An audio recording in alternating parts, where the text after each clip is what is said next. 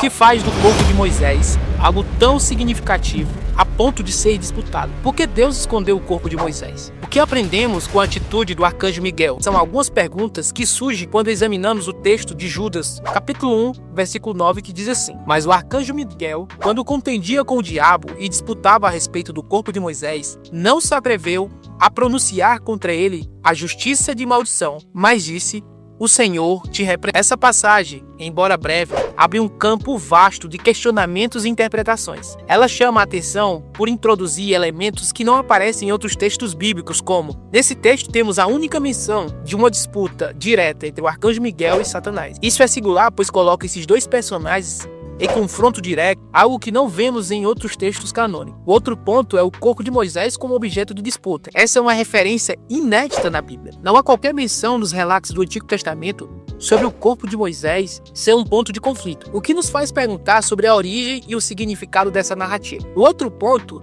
é uma linguagem que sugere influências externas ao cânone hebraico. O tema e o estilo parecem se conectar a tradições apócrifas ou extracanônicas, um texto que só conhecemos parcialmente e que pode conter algumas pistas sobre essa passagem. Esse trecho tem gerado muitos embates teológicos e acadêmicos, pois ele ultrapassa os limites do que é abordado explicitamente na Bíblia, levando muitos a se perguntar: qual é o significado por trás desse conflito? Por que o corpo de Moisés é tão importante? E qual a mensagem que o autor queria transmitir ao usar essa referência tão peculiar? Fique até o final desse vídeo para entender a profundidade desse texto e as lições que ele nos traz. Já deixe o seu like para fortalecer o canal e já ajudar a espalhar essa mensagem. Primeiro, vamos ao contexto literário e histórico para entender esse texto. Muitas pesquisas sugerem que Judas está se referindo a tradições extras-bíblicas que circulavam no judaísmo da época. Dois textos em particular são frequentemente citados. Um é a Assunção de Moisés, ou Testamento de Moisés. Esse texto é um pseudo-epígrafo judaico que relata os eventos relacionados à morte de Moisés e o cuidado de Deus ao esconder seu corpo. Embora o texto não tenha se mantido completo por ação do tempo, alguns fragmentos existentes sugerem que ele continha uma narrativa na qual Deus ordena que os anjos enterrassem o corpo de Moisés e Satanás intervém para reivindicar o corpo. Existe uma conexão com Judas 1:9. Judas parece estar citando ou aludindo a uma tradição preservada no Testamento ou na Assunção de Moisés. Na narrativa tradicional, Satanás tenta argumentar que Moisés não é digno de um enterro honrado por causa de um pecado que ele cometeu, provavelmente por causa de sua desobediência em Meriba, como descrito em Números capítulo 20. Essa disputa enfatiza o papel de Deus como o único justo para decidir sobre o destino final de Moisés. Tradições rabínicas. Algumas tradições rabínicas posteriores também mencionam que Deus enterrou Moisés em um local de segredo, para impedir que o povo de Israel venerasse seu corpo ou caísse na idolatria. Satanás, como acusador, como descrito no hebraico como Ha-Satan, aparece frequentemente em textos judaicos como aquele que tenta desviar o povo de Deus ou questionar a autoridade de Deus. Alguns críticos do texto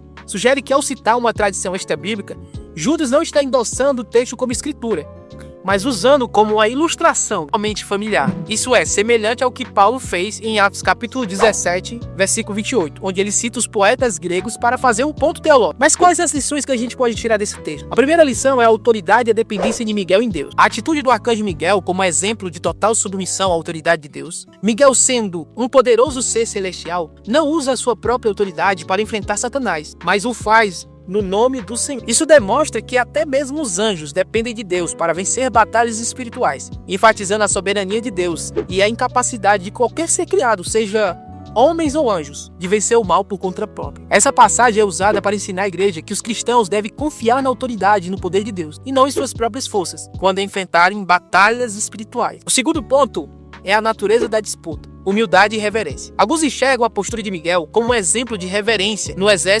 exercício de sua função. Mesmo diante de Satanás, o acusador, Miguel não se atreveu a proferir palavras de julgamento ou maldição, reconhecendo que só Deus tem o direito de julgar. João Calvino, em um de seus comentários, argumenta que a passagem é uma demonstração de humildade, com que até mesmo os anjos cumprem seus deveres, destacando que os homens devem aprender a evitar a arrogância em assuntos espirituais. O terceiro é a veneração indevida. Moisés era uma figura extremamente importante para os israelitas, o líder reverenciado que conduziu o povo de Deus durante o êxodo e recebeu o livro da lei no Monte Sinai. Satanás pode ter planejado usar o corpo de Moisés como meio de promover a idolatria entre seu povo. Se o corpo de Moisés fosse descoberto, poderia se tornar um objeto de veneração ou culto, desviando o foco que era para ser para Deus. Na Bíblia nós temos um texto que fala sobre isso e que pode fundamentar essa perspectiva. Isso não seria algo comum Em 2 Reis, capítulo 18, versículo 4, o rei Ezequias destruiu a serpente de bronze feita por Moisés, porque o povo começou a adorar a serpente. 4.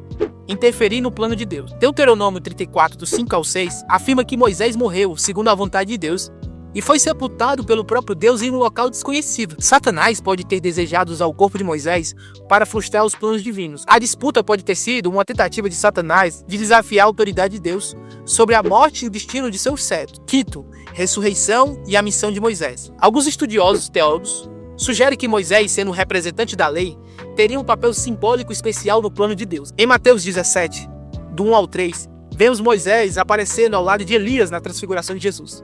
Isso sugere que Moisés ainda teria um papel na história da redenção. Satanás pode ter tentado impedir que Moisés participasse dessa missão. 6. Rebeldia e orgulho de Satanás. Satanás, como acusador, é descrito na Bíblia como alguém que busca desafiar Deus e causar desconfusão. Essa disputa poderia ser simplesmente mais uma tentativa de Satanás de exercer seu papel como opositor a Deus, buscando reivindicar algo que pertence somente ao Senhor. Se esse conteúdo te ajudou a entender mais sobre a Bíblia e a importância de confiar em Deus, compartilhe esse vídeo com alguém que também pode se beneficiar dessa mensagem. E não se esqueça de se inscrever no canal e ativar as notificações para receber mais reflexões profundas como essa. Que Deus te abençoe. E se você precisa de um projeto ou quer dar vida aos seus negócios, estaremos abertos a ouvir a sua proposta. Mande-nos um e-mail, o nosso e-mail está logo aí embaixo e ouviremos a sua proposta. O meu muito obrigado e até o próximo vídeo.